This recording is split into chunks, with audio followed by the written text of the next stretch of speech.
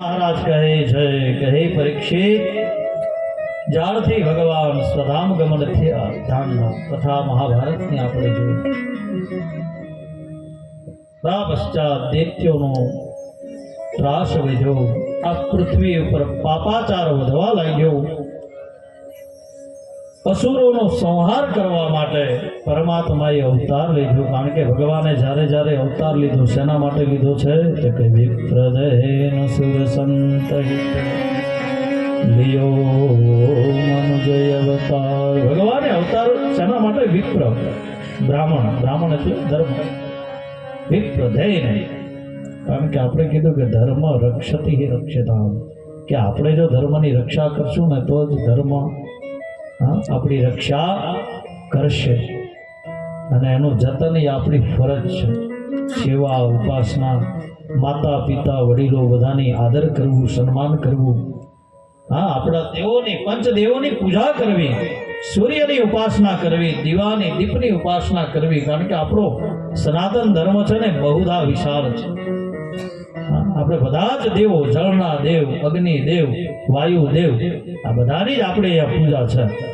અને અધર કોઈ ધર્મ હોય તો એનું એક દેવ બસ ત્યાં વંદન કરવા એટલે બધું ત્યારે આપણું સનાતન એ વિશાળ દરેકની પૂજા બધાની ઉપાસના અને અવશ્ય કંઈક ને કંઈક કારણ કે જાત કર્મા સુજાયતે વેદ કહે કે જે વંશની અંદર તમારો જન્મ થયો છે તમારે એનું નિમિત્ત એની ઉપાસના કરવી જ જોઈએ ને તમે ન કરો તો કહેવાનો હેતુ કે જન્મનો તમારો અવતરણ એનો કોઈ અર્થ રહેતો નથી ઘણી વખત ધર્મથી વિમુખ બનીને માણસ પોતાના વંશજો દ્વારા વડીલો દ્વારા કરવામાં કરતા આવેલા સેવા પૂજા ઉપાસના તો અત્યારે એનો ત્યાગ કરી દે કે નહીં તમે કરો અમે કાંઈ કરતા નથી કહેવાનો હેતુ કે આ કથા ઇતિહાસો પૂરતી નહીં પણ પ્રેક્ટિકલ મારા તમારા જીવનમાં કંઈક ને કંઈક સારી સમજણનો પણ બીજ રોપે છે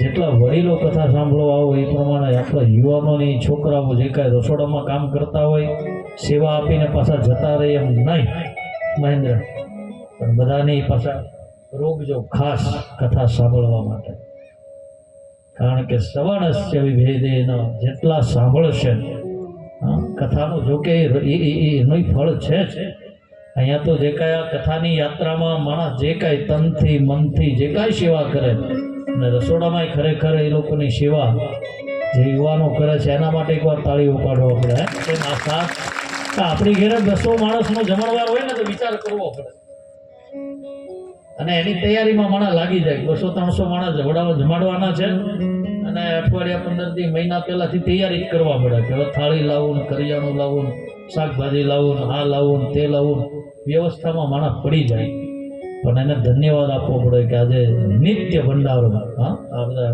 વ્યવસ્થા અને નિત્ય રોજ સમય થાય એટલે બધું રેડી ભોજન અને કહેવાનો હેતુ કે એકવાર એમના માટે તાળીઓ પાડી અને વધાવી એટલે આ બધી એમની સેવા અને જે કાંઈ એ કરે છે એનું ફળ કારણ કે જે કાંઈ કર્મ કબીર કહે તમાલ સે દો બાતા શીખ લે કર સાહેગી બંદગી ઓર ભૂખે કો અન દે જરૂરી નથી કે વિતજા સેવા આપીએ રૂપિયાની જ સેવા એવું નહીં પણ અહીંયા રસોડામાં આવીને તમે 2 બટેકા કાપો 2 રીંગણા કાપો 2 થાળી તમે લૂછો આપણા અહીંયા જમવા માટેની વ્યવસ્થામાં તમે ભાગ ભજવો એ પણ બહુ મોટી સેવા છે પણ કથાનો આગ્રહ એટલા માટે કે કથા પણ શ્રવણ મળે બાકી તો તમે ખાલી રસોડામાં સેવા કરશો ને તો એ તમને આ ભાગવતનું ફળ મળવાનું જ છે કારણ કે તમે એમાં જોડાયેલા છો તો કહેવાનો મૂળ ભાવ કે ખૂબ બધાનો ઉમંગ અને ઉત્સાહ પહેલા જ દિવસથી વાત થઈને આમ તો બધા યુવાન જ વિશેષ તમારા મહેન્દ્ર જીતુ દિલીપ અને આખો જ આ બધા યુવા વાત થઈ અને તરત જ એને સ્વીકાર્યું કે આપણે કથા અને પછી વડીલોનો સહકાર તો હોય એટલે અમૃતભાઈ ને સોમભાઈ 2-5 જણા કે કરીએ અને બધાનો ભાવ મળ્યો અને પરમાત્માની કૃપા થઈને આવું સુંદર સર્જન આપણને મળ્યું છે અને એનો આપણે લાભ લઈ રહ્યા છે. અને સમય વીતતા આજે ભગવાનના અવતરણ સુધીની આપણી યાત્રા અહીંયા પહોંચી છે. ત્યારે આ ધરા ઉપર જ્યારે પાપ વધ્યું એટલે ધરતીએ ગાયનું સ્વરૂપ લઈ અને પરમાત્માને યજન કર્યું. પરમાત્માએ દર્શન દીધા. બ્રહ્માજીએ પ્રાર્થના કરી. ભગવાનને 16 મંત્રની સ્તુતિ છે. અહીંયા વેદમાં એવું લખ્યું છે 16 મંત્ર, જે આપણે અહીંયા અષ્ટાધ્યાયી રુદ્રી છે, જે રુદ્રી પાઠ આપણે શિવરાત્રીમાં કરીએ ને. આપણે તો મોક્ષ માર્ગમાં બહુ સરસ કે દર વર્ષે જેટલા પણ આપણા મોક્ષ માર્ગી ભાઈઓ હોય એટલે શિવરાત્રીના દિવસે રુદ્રી ફાળો આપે. આપણે અહીંયા પરંપરા છે કે રુદ્રી ફાળો, અને અમે જઈએ લેવા. અને એ રુદ્રી ફાળો એટલે એ મૂળ ભગવાનની રુદ્રી અષ્ટ અધ્યાય જે એના પાઠ છે એનું નામ ભણાય, એનો સંકલ્પ થાય, અને શિવરાત્રિના દિવસે એનો અભિષેક કરવામાં આવે તો શિવની જે અભિષેક થાય એટલે મપ મૃત્યુ વિવર્જિત, માણસના જીવનમાં આયુ, આરોગ્ય, ધન સંપદા, આવા બધા સંકલ્પ. તો અષ્ટાધ્યાય રુદ્રીમાં બીજો અધ્યાય છે એ પુરુષ સૂક્તનો છે. 16 મંત્રથી બ્રહ્માજીએ પ્રાર્થના કરી નારાયણને. વાસનાત વાસુદેવસ્ય વાસિતં ભુવનત્રયં સર્વભૂત નિવાસોસી વાસુદેવ નમોસ્તુતે. ભગવાનની વંદના કરી 16 મંત્ર દ્વારા. અને ભગવાન પ્રસન્ન થયા અને કીધું કે હે બ્રહ્માજી, વસુદેવજીને ત્યાં દેવકી દ્વારા 8મા સંતાન તરીકે મારો જન્મ થશે અને હું દૈત્યોનો નાશ કરીશ, ભૂમિનો ભાર હરીશ. પરમાત્માએ જ્યારે જ્યારે અવતાર લીધા ત્યારે ભગવદ્ ગીતાની અંદર પણ લખ્યું કે યદા યદા હિ ધર્મસ્ય ગ્લાનિર્ભવતિ ભારત અવ્યુત્થાનમ ધર્મસ્ય તદા સ્વજામ્ય. અર્જુન, જ્યારે જ્યારે પાપ વિધું છે ત્યારે મેં આ પાપના નાશ માટે અવતાર લીધો. તો ભગવાન કહે કે હું પણ અવતાર લઈશ એવું વચન આપે છે બ્રહ્માજીને. અને કથા આગળ વધે છે.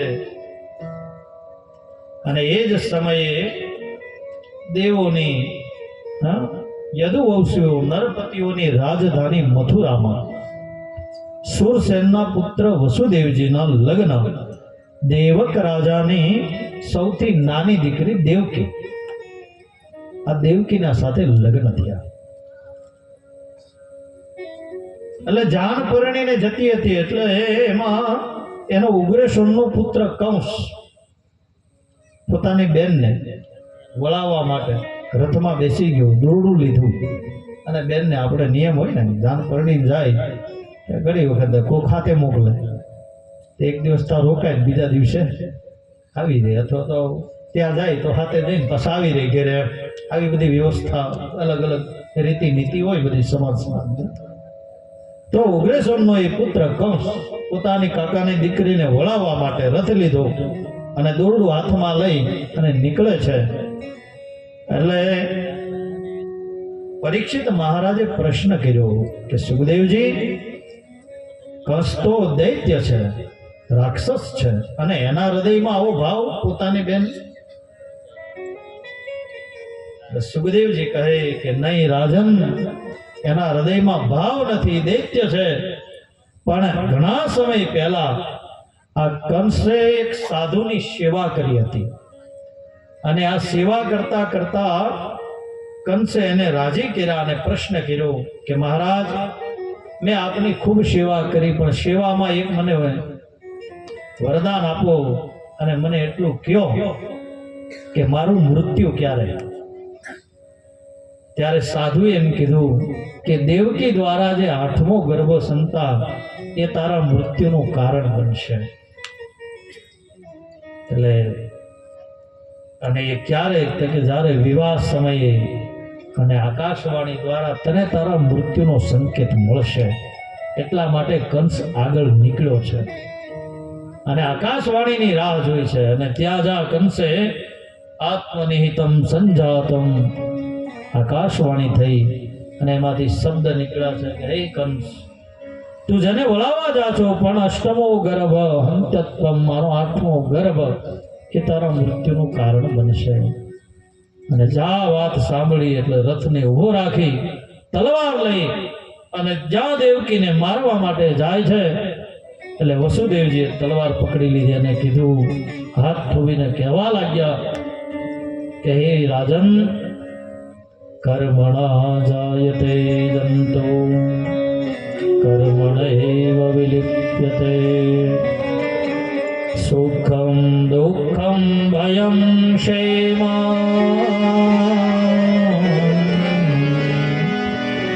કર્મણામવિપદ્યતે. હે રાજન, આ જગતમાં જે જન્મે છે ને મરવું પડે છે, તો આકાશવાણીના શબ્દો ઉપર વિશ્વાસ ન કર અને છોડી દે. કંસ કહે કે નહીં, કે તને તકલીફ તો દેવકીના 8મા ગર્ભથી છે ને. તું એક કામ કર, દેવકીને છોડી દે, પણ મારે જે કાંઈ સંતાન થશે ને એ હું તને આપી દઈશ. ખૂબ મનાવ્યો છે. આત્મનૈમિહમ સંજાતમ જાનમ વિષ્ણુનામ વ્રતમ મહાસુરમ કાલનૈમી યદુભી સંવિવૃદ્ધતે. આ કંસ પૂર્વજન્મમાં કાલનૈમી રાક્ષસ હતો. પોતાના પિતા હિરણ્યાક્ષના વ્યવહારમાં, વર્ણનમાં, પિતાની સેવામાં એનો અનાદર કર્યો અને એને શ્રાપ આપ્યો કે આવતા જન્મે તમને તમારા પિતા દ્વારા તમારો વધ થશે. અને દેવકી દ્વારા જે 7 ગર્ભ થયા છે અને કંસે જેને માર્યા છે એ કંસના શ્રાપિત પુત્રો હતા પૂર્વના.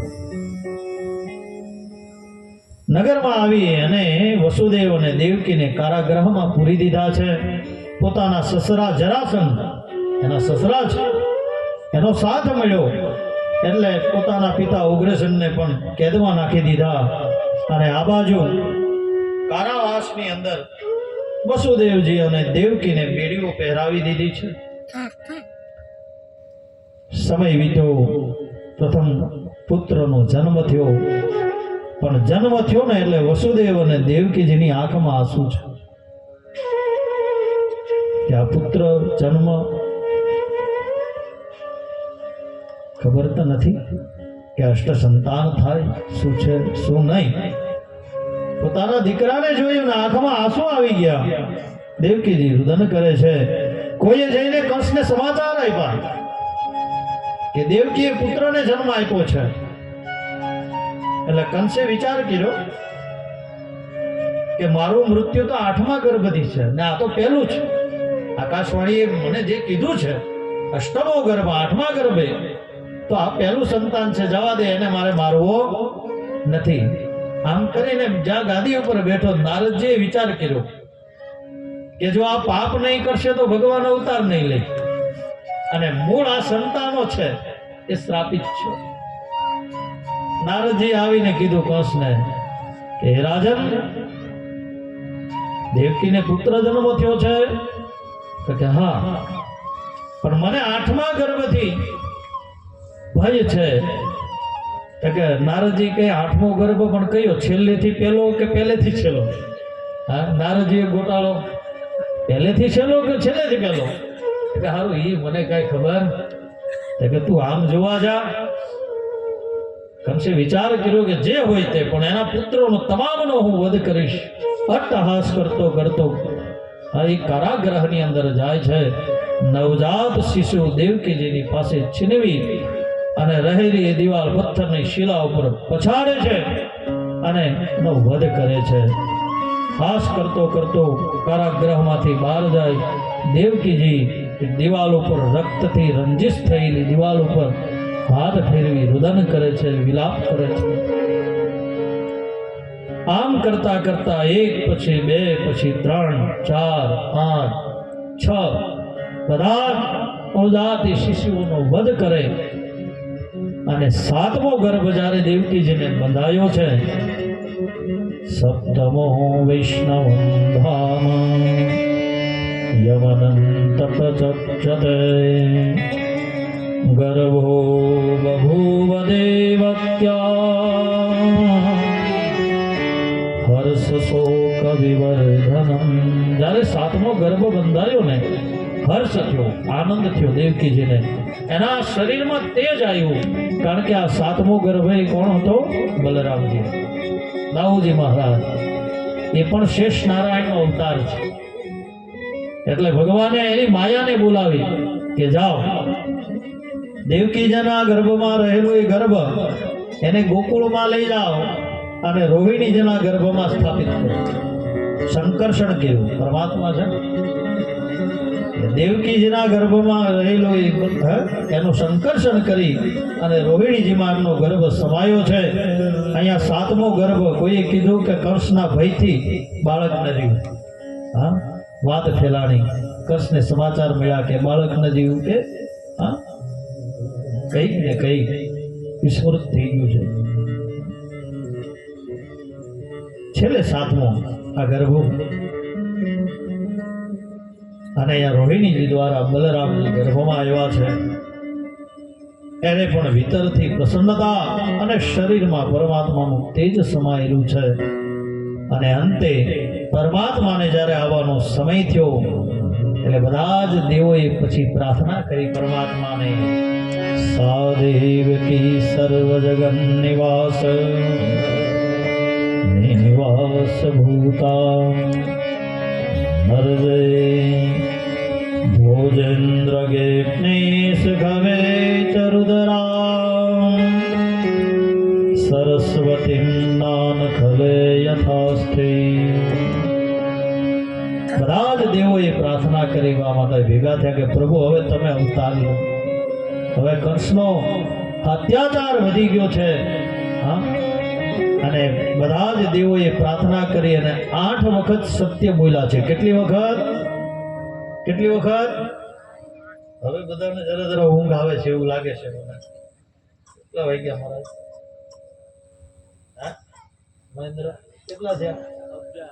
હા, મને અત્યારે બેઠા બેઠા ભગવાન કૃષ્ણએ થોડોક અંદરથી અવાજ એવો કર્યો કે અજમલગઢ ઉપર પહોંચી ગઈ. કે હવે વૈકુંઠથી આવું ને એટલે જરાક અજમલગઢ જોઈ આવું. એટલે અજમલગઢ ઉપર ભગવાન જરાક આંટો મારી લઈ તે આવી જશે, ચિંતા ન કરો. બરાબર? તો હા, ગિરજો પર જવાના છે.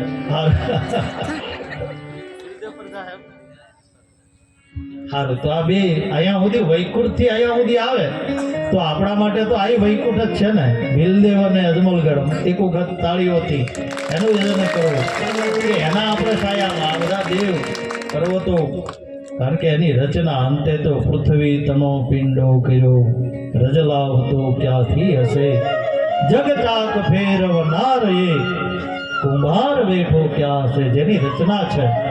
સત્ય એ છે કે હું ને તમે નથી. સત્ય શું છે? સત્ય શું છે? હું ને તમે કાયમ નથી. પણ આ જે કાંઈ દેવો, આ તો એની સદીઓથી કહેવાનો હેતુ જે કાંઈ તત્વ છે ઈશ્વરનું જ છે. આ સ્વરૂપ, આ આખું વિશ્વ પરમાત્માનું સ્વરૂપ છે. આપણે બધા ભાડુઆત છીએ. શું છે આપણે? ભાડુઆત. એમ કે આ 3 ખેતર ભૂદેવી, પણ અંતે આ ધરાઈ કોઈની નથી. કારણ કે આ ધરાના ઉપર આપણે કાગળમાં આપણે માલિક છીએ, પણ થોડાક પેઢીમાં અંદર થોડો અભ્યાસ કરીએ ને આ 3 ખેતર, પણ એની ઉપર હજારો જ નીકળી ગયા અને કાગળ ઉપર આપણે છીએ. પછી આપણો સંતાન, એનો સંતાન, આ બધા ટુકડા છેલ્લે એના અહીંયા. જેટલા માટે છેલ્લે તો જે હાથે તે સાથે જે કાંઈ આપણા હાથે સારું કર્મ કરી જશું ને એ જ આપણા જીવનનું સારું દાન. હવે એક પ્રસંગ ધ્યાન આવે છે, ફટાફટ લઈ લઈએ. બહુ મોડું તો આપણે નહીં કરશું, ટાઈમે એવું કરીએ. પણ ભગવાને 12 વાગે જન્મેલા, પણ હવે આપણે થોડુંક બને ત્યાં સુધી 12 નહીં થવા દઈએ એવું કરશું. કંઈ ગણતરી હતી પણ થોડું વહેલા મોડું થાય છે. પણ તો કહેવાનો હેતુ જે કાંઈ છે એ પરમાત્માની બધી કૃપા છે. સત્ય એ છે કે જે કાંઈ ઈશ્વરનું યજન થાય એ જ કર્મ. સિકંદરે આખા જ વિશ્વને જીતી લીધું અને એટલો બધો અભિમાનમાં આવી ગયો કે હવે મારે કોઈની જરૂર નથી ને હું ધારું એમ કરી શકું. જ્યારે આવો ભ્રમ થવા લાગ્યો એટલે પોતાના ગુરુદેવની પાસે ગયા અને ગુરુજીને કીધું, ગુરુજી પ્રણામ, કે તમારા આશીર્વાદથી મેં આખા જગતને જીતી લીધું. આ વિશ્વમાં કોઈ એવો વ્યક્તિ નથી કે જે મારી સામે બેસી શકે. હા, સંપત્તિનો મદ બનેલો. એટલે ગુરુજીને ખબર પડી કે હવે એને અભિમાન આવ્યું છે. એટલે એને શું કીધું? એને એક સોયને દોરો લીધો અને સિકંદરને આપ્યું કે જો તું બધી જ રીતે સમર્થ છો ને તો એક કામ કર કે આ સોયને દોરો મારા જે ગુરુજી હતા ને, ગુરુજી કહે કે હું જેમ તારો ગુરુ છું એમ મારા જે ગુરુજી હતા એના ખંભાની અંદર એક થેલી રાખતા, એ ઝોલો. હવે એ ઝોલો જે છે ને એ થોડો ફાટેલો છે. કેવો છે? ફાટેલો છે. એટલે તું એક કામ કર કે આ સોયને દોરો લઈ જા મારા ગુરુજી સુધી પહોંચાડજે. તો કે ગુરુજી, તો કે એનું નિર્માણ થઈ ગયું. પણ સિકંદર સમજી ન શક્યો. તો કે જ્યાં હોય ત્યાં મારી પાસે સત્તા છે, સંપત્તિ છે, હું વિશ્વનો ઉદર, હા બધું મળી જશે ગુરુજી, ચિંતા ન કરો. પોતાના નગરમાં આવ્યો, દિવસ ગયો, વિચાર કરે, બીજો દિવસ, ત્રીજો દિવસ વિચાર કર્યો કે હવે આ મારે અને ગુરુજી સુધી પહોંચાડવું કેમ? કારણ કે એ તો આ જગતમાં જ નથી, પૃથ્વી ઉપર નથી. એને પહોંચાડવું. જ્યારે એને જ્ઞાન થયું એટલે બાબા ગુરુજીની પાસે આવીને કીધું, ગુરુજી ક્ષમા કરો, પણ તમે મારી મશ્કરી કરી, જે આ ધરા ઉપર જ નથી અને તમે એના માટે આ સોઈંદરો કઈ રીતે પહોંચાડી શકો? ગુરુજી કહે કે મારે તને એ જ કહેવાનું હતું કે તું ગમે એટલું કમાઈશ, ગમે એટલું મેળવીશ. સિકંદર આવ્યો, બે હાથે ભેગું કર્યું, જન્મો ખૂબ મેળવ્યું અને ગયો ત્યારે બે હાથ ખુલ્લા રાખીને ગયો.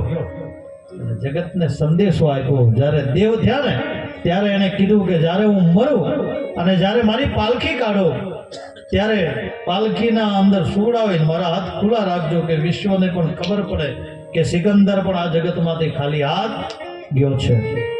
હા, એટલે કહેવાનો મૂળ ભાવ કે જે કાંઈ ઈશ્વરી નામ રટણ થાય, વ્રત તપ થાય, દાન પુણ્ય થાય, એ જ આપણા જીવનનું મૂળ ભાથું છે.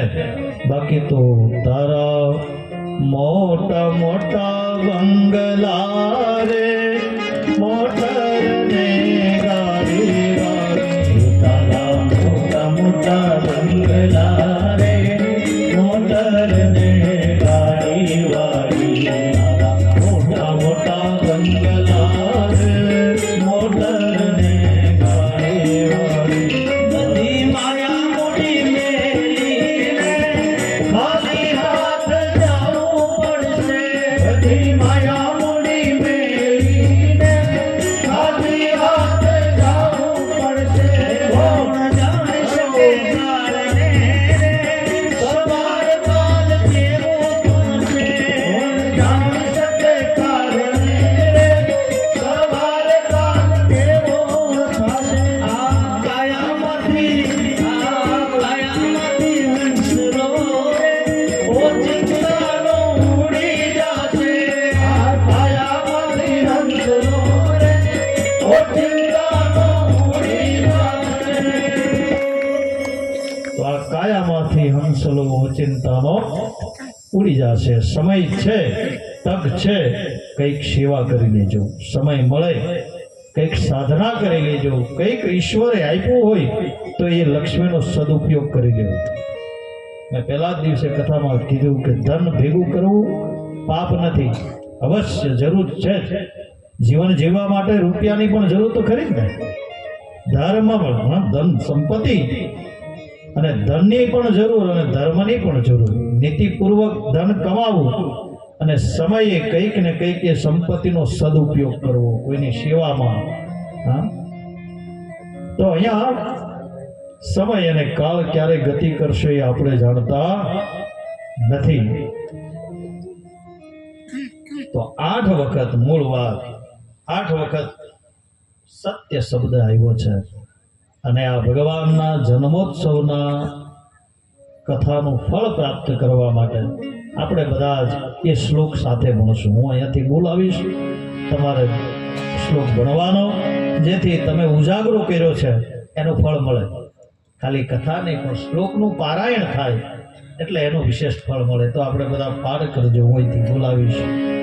સત્યવ્રતમ સત્યવ્રતમ સત્યવ્રતમ સત્યવ્રતમ સત્યપરમ સત્યપરમ ત્રિસત્યમ ત્રિસત્યમ સત્યસ્ય યોનિમ સત્યસ્ય યોનિ નિહિતમ ચ સત્યે નૈતમ ચ સત્યે સત્યસ્ય સત્યસ્ય સત્યમૃત સત્યમૃત સત્યનેત્રમ સત્યનેત્રમ સત્યાત્મકમ સત્યાત્મકમ ત્વામ ત્વામ શરણમ શરણમ પ્રપન્ના પ્રપન્ના બધા દેવોએ પ્રાર્થના કરી સત્યવ્રતમ સત્યપરમ ભગવાન કહે હું અવતાર લઉં ગાયો ચરાવીશ દેવો કહે સત્ય ભગવાન કહે હું માખણ ખાઈશ તો કે સત્ય તો કે હું ગોપીઓના વસ્ત્ર હરીશ તો કે સત્ય હા ભગવાને કીધું કે હું બધી લીલા આ બધી લીલા પરંપરા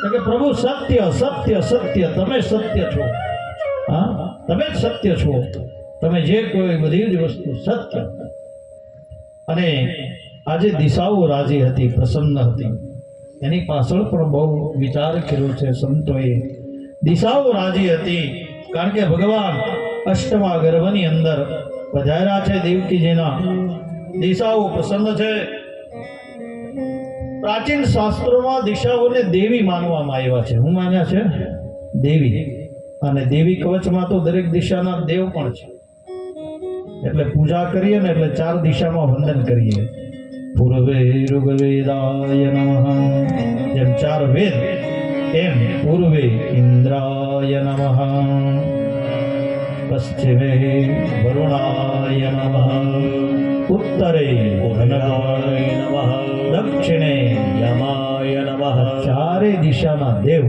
એટલે સત્કર્મ કરવા જાવ ત્યારે ઉત્તર ને પૂર્વ માણસ શોધે પણ જ્યારે મૃત્યુમાં મસ્તક રાખવું હોય તો કે દક્ષિણ કી બાજુ ઘરમાં શિવવું હોય કહેવાનો હેતુ કે આ બધી દિશાના દેવોનું વિશેષ મહત્વ છે ફળ છે તો આજે દિશાઓ પણ પ્રસન્ન છે કારણ કે પરમાત્મા મૂળ મનુષ્ય રૂપે લીલા કરવાના છે તે ધારણ કરી પૃથ્વી પ્રસન્ન છે કારણ કે અત્યાર સુધી ભગવાન વૈકુંઠમાં હતા લક્ષ્મીજી પાસે પણ છેલ્લે ધરતી છે એ પણ કોણ છે વિષ્ણુ પત્ની નમસ્તુભ્યમ સવારમાં ઉભા થઈને શ્લોક ગાય ને સમુદર વસને દેવી પર્વતસ્ત ન મંડલે વિષ્ણુ પત્ની નમસ્તુભ્યમ ધરતી કોણ છે ભગવાન નારાયણના પત્ની છે એટલે ઊભા થાવ ને ત્યારે જરાક ધરતીને આમ પગે લાગીને માથે હાથ મૂકજો એટલે તમને બધા તીર્થોમાં જવાનું ફળ મળે સવારમાં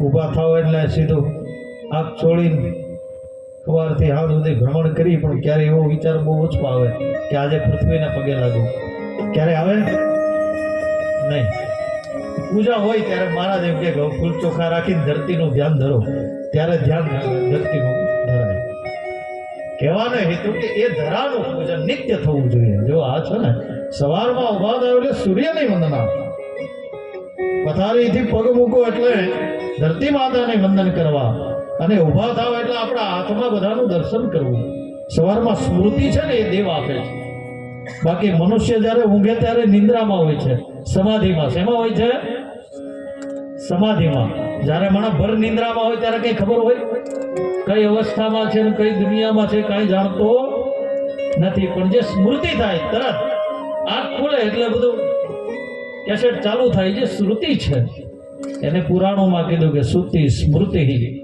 આ બંને વસ્તુ જીવનમાં પરમાત્મા આપે છે અને કહેવાનો હેતુ કે જાગ્યા પછીથી સૂર્યની વંદના ધરાની વંદના સદગુરુની વંદના આ બધી પૂજા છે નિત્ય પૂજા માણસે કરવી બ્રહ્મા આદિ દેવોએ પ્રાર્થના કરી 8 વખત સત્ય બોલ્યા છે પૃથ્વી પ્રસન્ન છે કારણ કે આજે ભગવાન કૃષ્ણ મનુષ્ય લીલા રૂપે પરમાત્મા ધરા ઉપર રહેશે અને દોડશે એટલે ધરા એ પ્રસન્ન છે ભૂદેવી રાજી છે કે નારાયણ મારી સાથે રહેશે હા અને વસુદેવજીએ ભગવાનનું સ્વરૂપનું દર્શન કર્યું વિદિતો શ્રી ભગવાન સાક્ષાત પુરુષે પ્રકૃતે પરમ કેવલાનુભવાનંદ સ્વરૂપ સર્વબુદ્ધિદા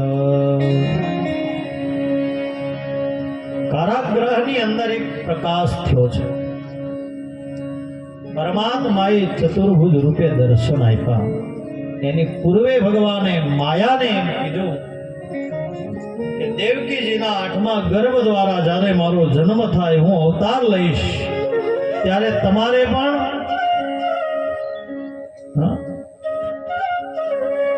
યશોદાદી દ્વારા ત્યાં અવતરિત થવાનું છે. વસુદેવજી તમને લઈને અહીંયા આવે અને હું પણ ગોકુળ પહોંચીશ.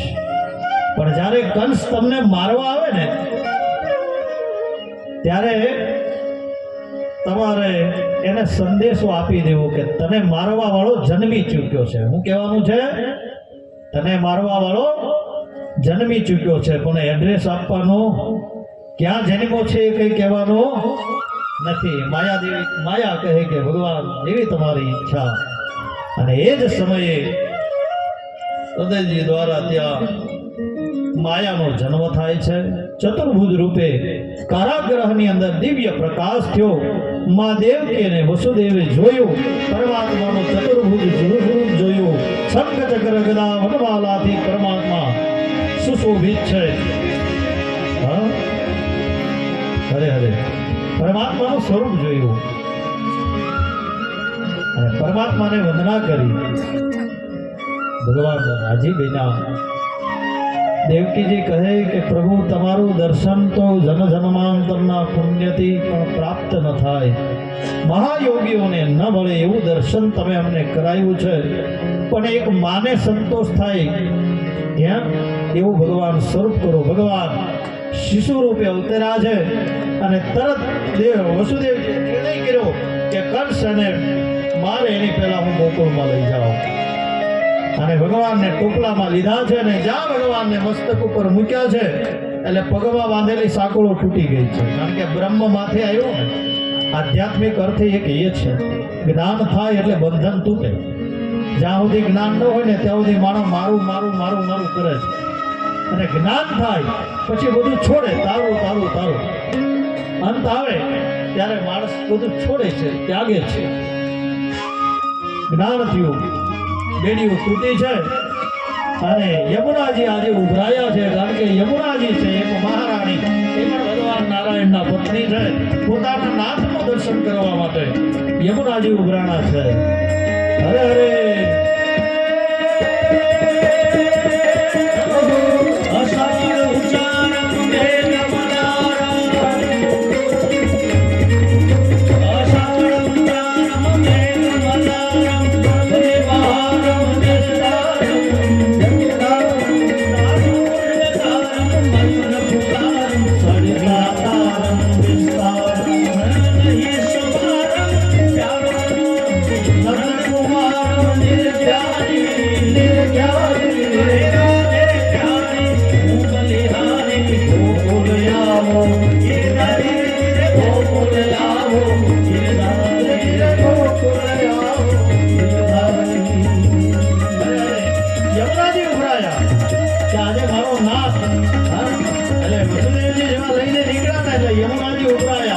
બે કાંઠે પાણી વહે છે અને આકાશની અંદર વીજળીના ચમકારાઓ થાય છે.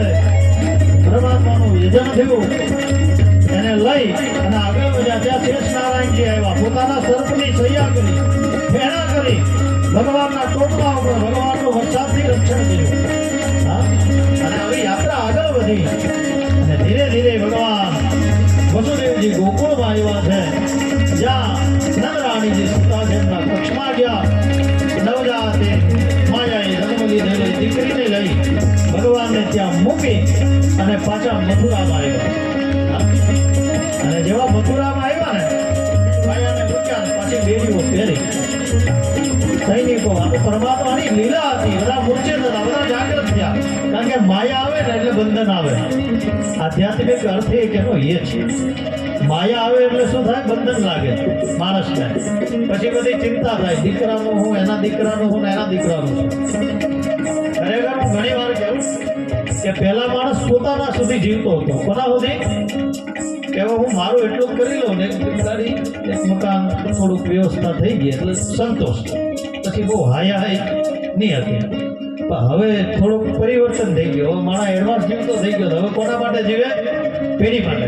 કેમ કે દીકરાને કામ લાગે તો દીકરાને થઈ ગયા, એના દીકરાને કામ લાગે. પેઢીઓનું માણસ ભેગું કરવા ગયો ને એટલો દુઃખી થઈ ગયો છે. કારણ કે સંતોષાત પરમ ધર્મ, સંતોષ વગર, સંતોષ છે એ જીવનનો પરમ ધર્મ છે.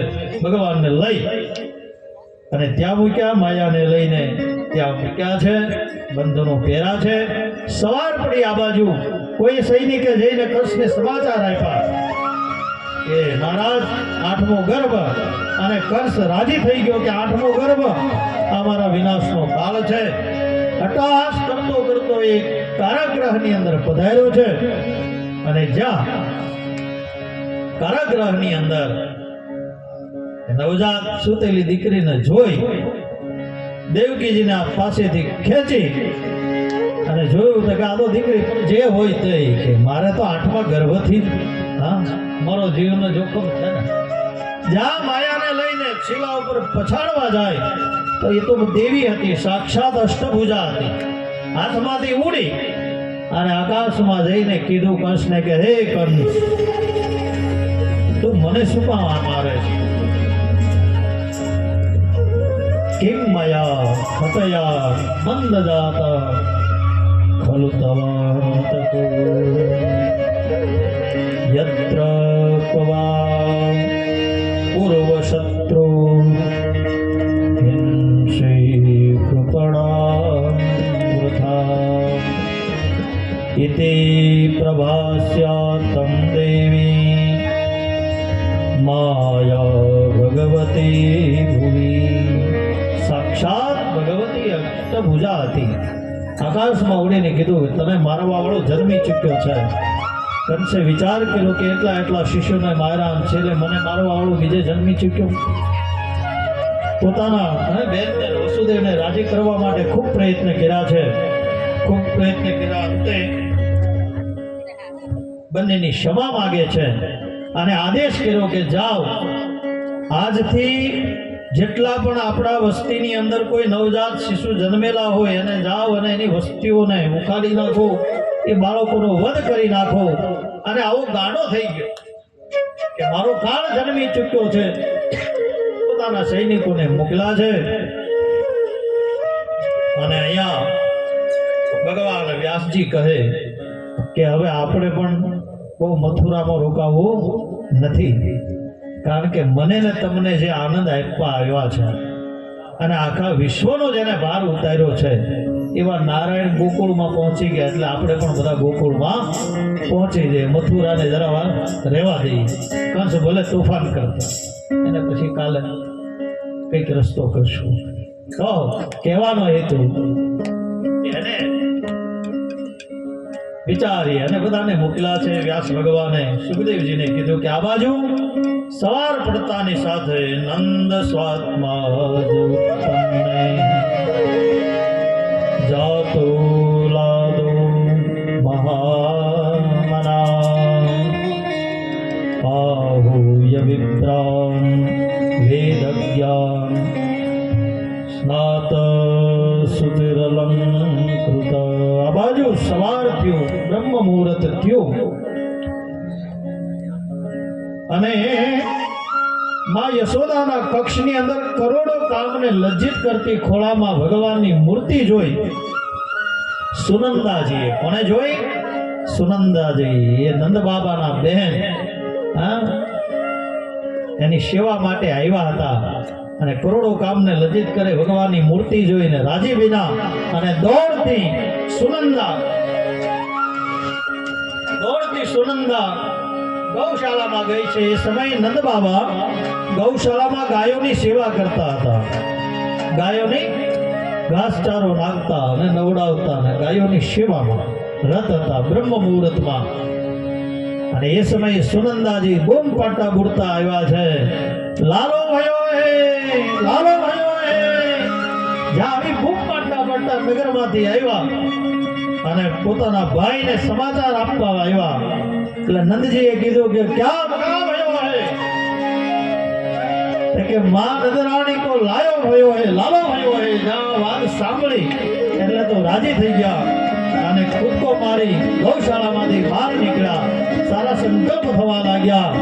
કારયિત્વા તમ વાચયિષ્વા ચ મંગલમ. શુભ સંકલ્પ ઉઠો, કારણ કે મોટી ઉંમરે પોતાના આંગણે દીકરાનો જન્મ. નંદ બાબા ઘરે આવ્યા અને બધાને આનંદ ઉત્સાહનું આખું ગામ એની અંદર જોડાયું, પણ સાથે એને સંકલ્પ કર્યો ગૌદાનનો, કારણ કે એક દાન શ્રેષ્ઠ છે. અને અહીંયા કથામાં એવું લખ્યું છે કે નંદ બાબાએ 10 લાખ ગાયોનું દાન કર્યું. કેટલી ગાયોનું? 10 લાખ ગાયોનું દાન કર્યું. તો એમાં આ બધી ગાયોના દાન સાથે એટલે એમાં એક બ્રાહ્મણના ભાગમાં 10,000 ગાય આવી. એટલે 10,000 ગાય આવી એક બ્રાહ્મણના ભાગ્યમાં. એટલે એ બ્રાહ્મણ ગાયોને લાવ્યો ખરો, પણ ઘરમાં બાંધીને, રસોડામાં બાંધીને, આંગણામાં બાંધી દીધી, કારણ કે હવે આ એટલી ગાયોને અમારવી ક્યાં? એટલે ગોરાણી પાણી ભરવા ગયા હતા. અને પાણી ભરીને આવતા હતા, જોયું તો બધે ગાય ગાય દેખા. એટલી બધી ગાય ક્યાંથી લાવ્યો?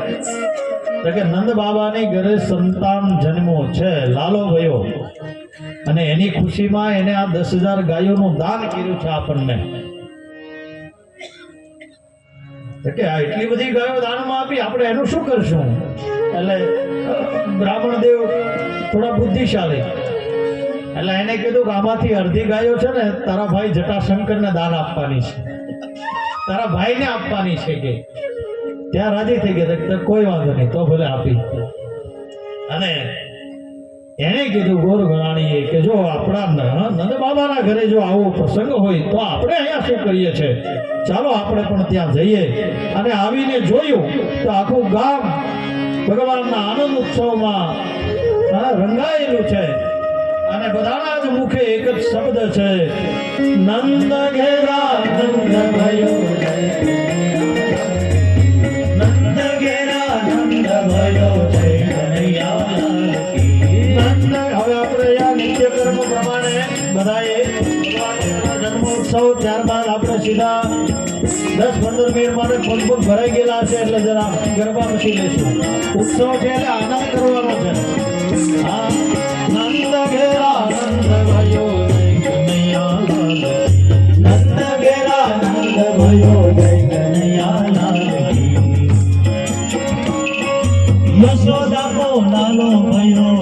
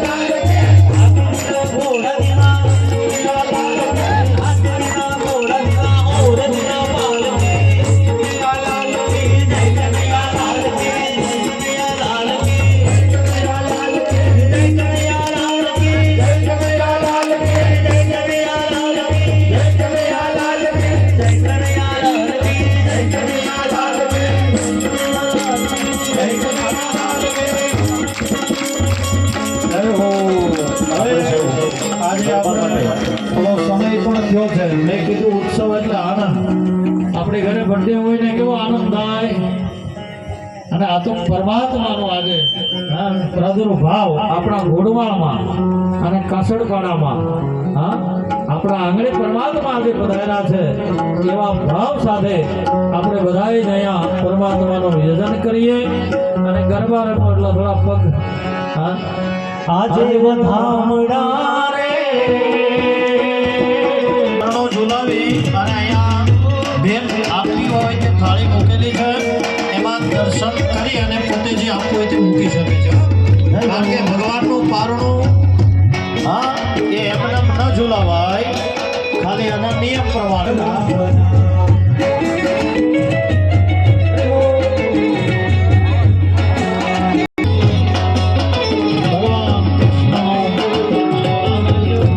ગોકુળમાં છે એવો ભાવ કરી ભગવાન કૃષ્ણ છે ને એના જન્મ પછીથી ગોકુળમાં અષ્ટસિદ્ધિ નવનિધિ બધી જ પધારી અને આજે તમે ઉત્સવમાં ભાગ લો એટલે આપણા ઘરમાં અષ્ટસિદ્ધિ પ્રાપ્ત થાય એવા ભાવ છે. અરે અરે જય હો.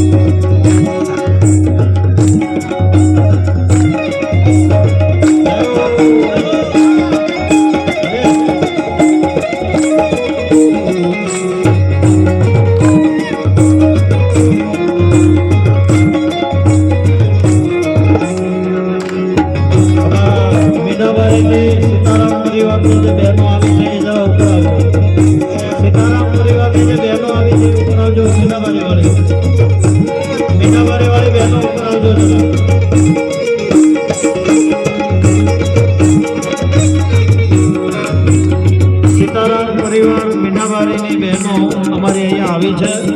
દરેક બહેનો માતાઓને મારી વિનંતી છે તમે વ્યાસપીઠ ઉપર આવજો. આવ્યા અમને આનંદ દેવો. વપાણી કરવા આયા મારા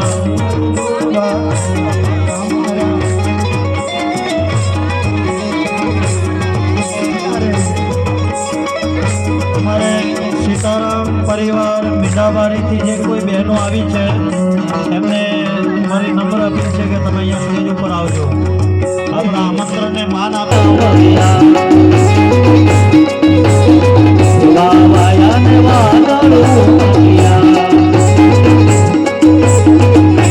રમતી આવે મારી રમતી આવે રમતી આવે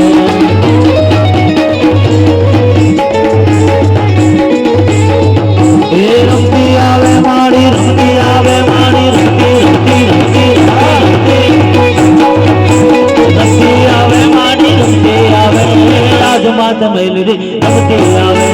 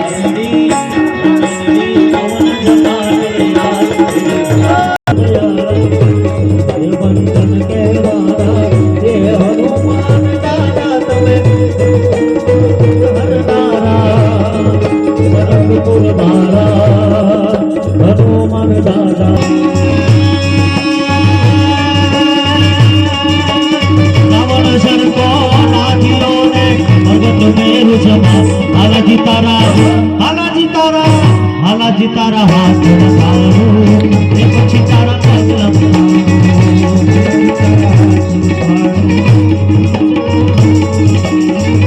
હાલાજી તારા હાથ બતાડું પછી તારા પગલા બતાડું